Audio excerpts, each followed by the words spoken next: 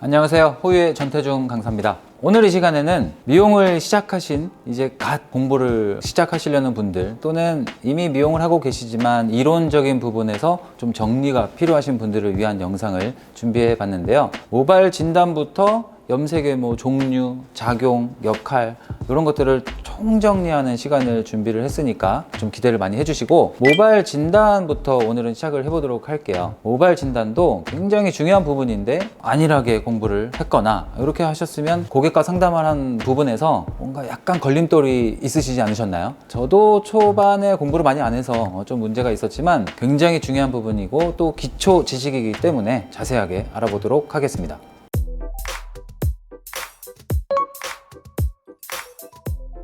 자, 고객의 정확한 헤어 컬러를 시술해 드리기 위해서는 모발 진단을 정확하게 또 하셔야겠는데요. 그러기 위해서는 레벨 스케일을, 맨 밑에는 지금 레벨 스케일이 나가고 있을 거예요. 살롱에서는 이런 레벨 스케일로 고객의 모발을 측정을 하는 거죠. 밝기가 어느 정도인지, 또 지금 현재 데미지 상태, 또 모발의 두께, 질감 이런 것들에 따라서 정확하게 약제를 선정을 해야 컬러도 나올 수 있기 때문에 일단 모발 진단이 굉장히 중요하겠습니다. 오늘 저의 설명에서는 신생부, 기염부 또 이런 단어를 많이 쓰게 될 텐데요. 새로 자란 모발 쪽, 그것을 신생부 또는 신생모라고 표현을 하겠고요. 기존에 염색을 했던 부분은 기염부, 기염모라고 표현을 하도록 하겠습니다. 먼저 신생부 부분에 대해서 알아보도록 하겠습니다. 우리 한국 사람들은 신생부 쪽에 보면 대부분 다 깜장색 머리죠. 검은 머리인데도 레벨 스케일 상으로 봤을 때 염색약 회사에서는 4레벨인 버진 헤어를 기준으로 염색약을 만듭니다. 그래서 표준이 되는 신생모는 4레벨인 사람이 되겠고, 그것보다 조금 더 어두우신 분들도 있죠. 레벨 스케일 상으로 측정했을 때 3레벨이나 더 어둡게는 저처럼 2레벨인 사람도 있는 거죠. 자, 그런 분들의 특징을 보면 모발이 좀 두껍다라든지 염색이 좀 덜 되고, 또 염색이 된다 하더라도 다른 사람들보다는 좀 붉은기가 많이 돌게끔 염색이 되는 특징을 갖고 있습니다. 또 반면에 4레벨보다 좀 더 밝은 버진 헤어를 갖고 있는 분들이 계시죠. 버진 헤어는 염색을 한 번도 안 한 신생모를 말합니다. 자, 신생모 중에서도 원래 갈색이신 분들이 또 덜어 있습니다. 그런 분들은 염색을 했을 때 좀 다른 분들보다도 더 밝게 염색이 되고, 또 모질의 두께는 좀 가는 사람들이 좀 더 많고 노란기가 조금 도는 분들도 있고, 자, 그래서 신생모를 체크를 하실 때 이분이 4레벨인 사람인가, 그보다 어두운지 밝은지에 따라서 염색이 잘 안 되고 좀 잘 되고, 이거 차이점을 먼저 생각을 하셔야겠습니다. 추가적으로 모발이 두껍다, 얇다, 요거 때문에 염색이 좀 안 되고 잘 되고, 요거는 사실 아닙니다. 조금 더 자세하게 들어가서 큐티클의 층수가 우리 눈에는 보이지 않지만 현미경 같은 걸로 봤을 때 큐티클의 층수가 많은 사람들은 염색약이 침투가 덜 돼서 염색이 잘 안 돼요. 그래서 이 사람 모발의 두께에 따라서 염색이 잘 되고 안 되고, 요거는 사실 100% 맞는 얘기는 아니지만 보편적으로 염색이 잘 되는 분들을 보면 좀 모발이 가늘고 그런 분들이 많았다는 거죠. 피부톤이 어두우신 분들은 염색을 했을 때도 붉은기가 많이 도는 경우가 많아요. 피부도 모발도 멜라닌 색소에 의해서 색깔이 형성되기 때문에 피부가 하얗신 분들은 좀 염색이 밝게 나오는 경향이 많았습니다. 자, 이번엔 기염부에 대해서 알아보도록 할 텐데요. 기염부를 체크하실 때 가장 포인트를 줘야 되는 부분은 시술 이력과 데미지입니다. 지금까지 이 고객이 어떤 시술을 해 왔는지, 또 모발의 데미지 상태는 어떤지에 따라서 약제 선정을 하셔야 되겠죠. 탈색을 많이 했는데 또 탈색을 할 수는 없잖아요. 언더레벨은 일종의 베이스라고 생각하시면 되는데요. 고객님의 이 기염부의 지금 현재 색깔이 어떤 도화지의 색깔인지를 체크를 하는 거죠. 갈색 도화지인지 노란색 도화지인지 또는 노란과 주황 같이 믹스가 돼 있는 상태인지에 따라서 약제를 잘 믹스를 해줘야 최종 원하는 컬러를 시술할 수 있기 때문에 이 언더레벨 측정이 굉장히 중요한 것이죠. 자, 그 다음으로 중요한 건 시술 이력이 되겠는데요. 염색모라면 그 염색을 했었던 잔료, 염료, 틴트가 남아있는지 그것을 체크를 하셔야겠고, 탈색을 했던 모발인지 또는 블랙을 염색을 했던 모발인지, 매니큐어를 시술했던 모발인지에 따라서 뭔가 시술 이 방법이 달라지니까 그것을 고객님께 여쭤보고 사전 조사를 할 필요가 있겠습니다. 저도 현장에서 근무를 하면서 이런 부분을 고객에게 여쭤보는 게 좀 창피해서 잘 못 물어봤던 부분이에요. 그런데 블랙을 염색했던 분인데 제가 모르고 일반 염색약을 도포했다가 실패를 한 경험이 있어서 반드시 고객에게 시술 이력을 또 물어보셔야 되겠고, 또는 잘 기억을 못 하시는 분이라면 테스트를 해서 반드시 파악을 하셔야겠습니다. 특히 매직하신 분들 염색이 잘 안 됩니다. 단백질이 굉장히 단단해져 있는 상태이기 때문에 연모제의 그 염료가 침투할 때 방해를 받는 경우가 많아서 좀 얼룩이 지거나 염색이 좀 잘 안 될 수 있기 때문에 그 부분도 좀 주의를 하셔야겠습니다. 자, 마지막으로 데미지 레벨을 체크를 해야겠습니다. 모발의 이 데미지 상태에 따라서 레벨을 좀 정리를 해 놓은 거죠. 탈색이 많이 되어 있는 모발의 경우 건강한 모발보다는 유지력이 짧거나 또는 컬러가 잘 안 나오는 경우도 있기 때문에 그 언더 레벨과 데미지 레벨에 대한 이런 연관성을 표를 통해서 알아보도록 하겠습니다. 자, 첫 번째 레벨 0 단계입니다. 레벨 스케일 상으로는 1레벨부터 4레벨 구간을 말하는데요.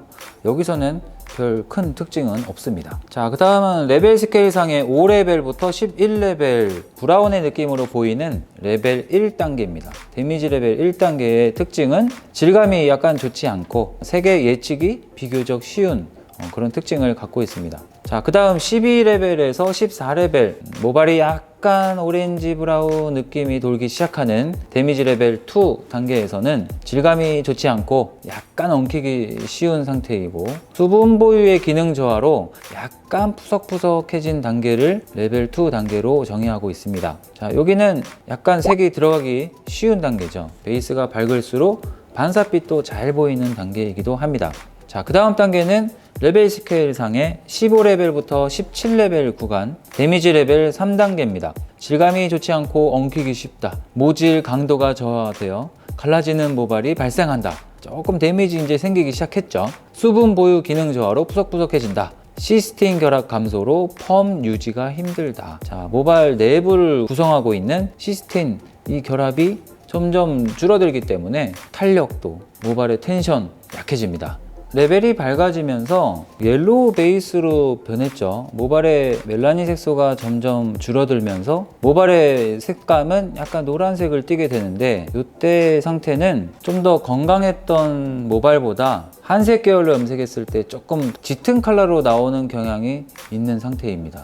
자, 그 다음 레벨 스케일 상의 18레벨에서 19레벨 데미지 레벨 4단계입니다. 질감이 좋지 않고 매우 엉키기 쉽다. 모질 강도가 저하되어 갈라지거나 끊어지는 현상이 발생된다. 수분 보유 기능 저하로 푸석푸석해지는 것 똑같고요. 시스틴 결합 감소로 펌 시술이 당연히 힘듭니다. 자, 이런 모발 상태에서 염색을 하실 때는 마찬가지로 칙칙해지기 쉽고 색이 나오기 어렵습니다. 색이 나오기 어렵다는 건 시술을 했다가 정착하지 못하고 샴푸할 때 바로 빠져나오는 경향이 있기 때문에 정확한 컬러의 시술이 좀 어려운 거죠. 데미지 상태에 따라서 어디는 색이 많이 들어가고 또 어디는 덜 들어가고, 그래서 우리가 시술할 때 굉장히 예측하기가 어려운 모발 상태입니다. 이런 경우에는 테스트를 먼저 해보신다든지, 또 그 전에 이런 시술을 많이 해보신 이력이 있다면 그런 자료를 좀 체크를 해서 시술하시는 노하우가 필요하겠습니다. 그 다음은 20레벨 스케일상의 20레벨입니다. 데미지 레벨에 표시가 없는 건 너무 손상이 심하기 때문에 모발이 끊어지거나 도포를 하더라도 샴푸를 할 때 거의 대부분 빠져나오기 때문에 여기서는 시술 불가한 상태다 라고 안내를 하고 있습니다. 자, 그러면 고객 상담을 하는 모습을 예시로 제가 보여드리기 위해서 위그를 가지고 한번 보여드려 보도록 하겠습니다.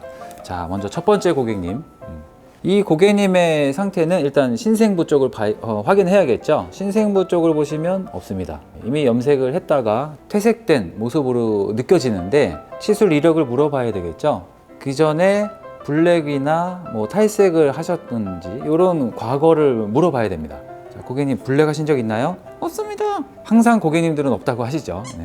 언더 레벨을 체크를 할 때 저는 레벨 스케일을 꼭 사용한답니다. 자, 이걸로 측정을 해보면 요 위쪽의 기연부의 밝기는 한 11레벨, 12레벨 이 정도로 책정이 되어지고, 이 끝부분, 여기는 이제 탈색을 했던 이력으로 보여지는 이 부분은 언더 레벨이 15, 16레벨 정도로 보여지는 이 밝기를 갖고 있어요. 언더 레벨 측정 결과 12, 13레벨 정도, 밑에 부분은 15, 16레벨 정도 이렇게 측정이 됐는데, 데미지 레벨로 생각을 해본다면 위에는 데미지 한 2레벨 정도, 밑에는 데미지 3레벨 이 정도로 말씀드릴 수가 있겠습니다.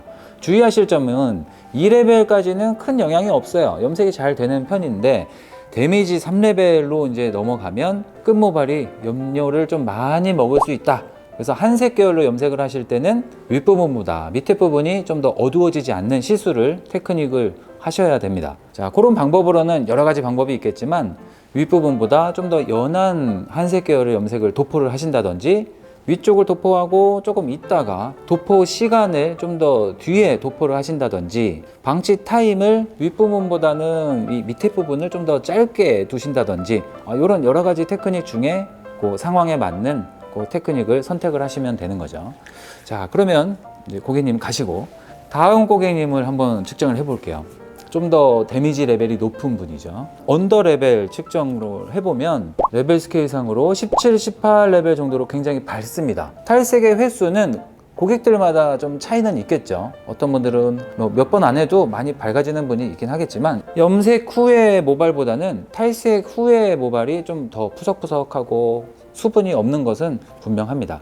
자, 이렇게 결감도 조금 거칠거칠한 느낌이 살짝 있고, 언더 레벨이 18, 19 레벨까지 밝아진 모발의 특징은 데미지 레벨도 굉장히 높다는 거죠. 데미지 레벨은 지금 4레벨 정도로 우리가 생각을 할 수 있는데, 데미지 레벨 4레벨에서 주의하실 점은 염료가 들어갈 때 얼룩이 지기 쉽다는 거죠. 어디는 데미지가 더 심하고 또 적고 하는 거에 따라서 염료가 많이 먹고 적게 먹고 할 수 있으니까 스트랜드 테스트를 꼭 해보시길 추천하겠습니다.